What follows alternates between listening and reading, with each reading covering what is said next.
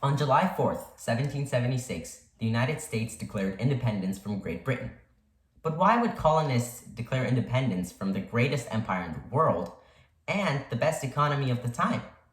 Well, mainly because Britain was exerting power over them very rapidly, and they couldn't handle the aftermath of the 7 Years' War.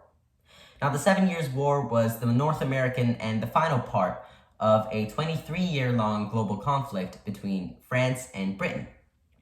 It overall ended in a victory for Britain, but it did have its devastating economic challenges. Britain was in severe debt because they spent a lot of money protecting the colonies, so politicians thought that it only made sense if colonies paid them back through taxes.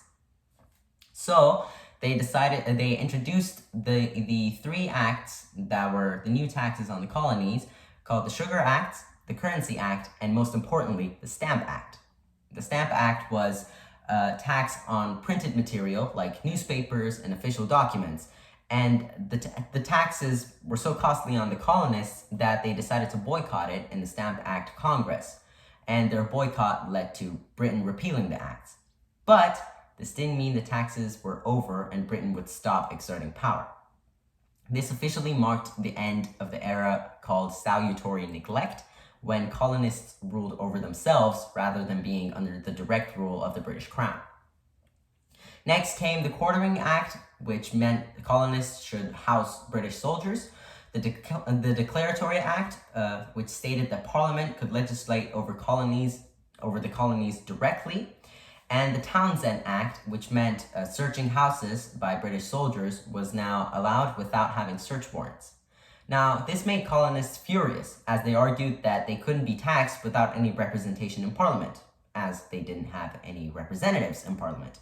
But British officials argued that they were virtually represented, which didn't really make any sense, because how would they be represented if they didn't have any representatives to talk for them? This led to colonial revolts over and over and over again, until the Boston Massacre in 1770, when British soldiers opened fire on civilians in Boston. This made a big turn. This meant things took a big turn for the worst for Britain.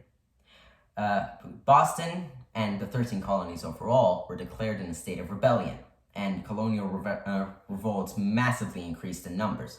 British troopers, this got even worse when the British troopers who fired on civilians were tried and they were found not guilty.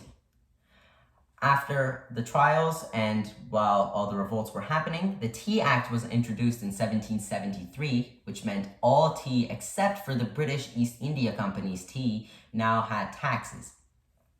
This was really bad because most of the wealthiest in the colonies were smugglers, which smuggled Dutch tea into the nation, which was the most popular type of tea at the time, which meant the smugglers were losing their jobs. So revolts got even more and more numerous because of the smugglers not having their jobs. Afterwards, the Boston Tea Party happened when American colonists dumped large amounts of tea from a certain British merchant ship into the Boston Harbor. And then Britain finally replied with the Coercive Acts, or as known in America, the Intolerable Acts, which basically stated that Boston Harbor was closed, all trials were then held in Britain, and essentially Boston came under the direct British rule, without any representation.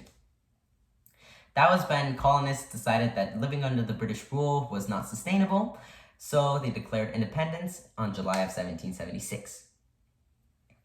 Now, this all meant that all of the American Revolution was a response to Britain rapidly exerting power over the colonies and dissatisfaction since Britain poorly handled the aftermath of the 7 Years' War.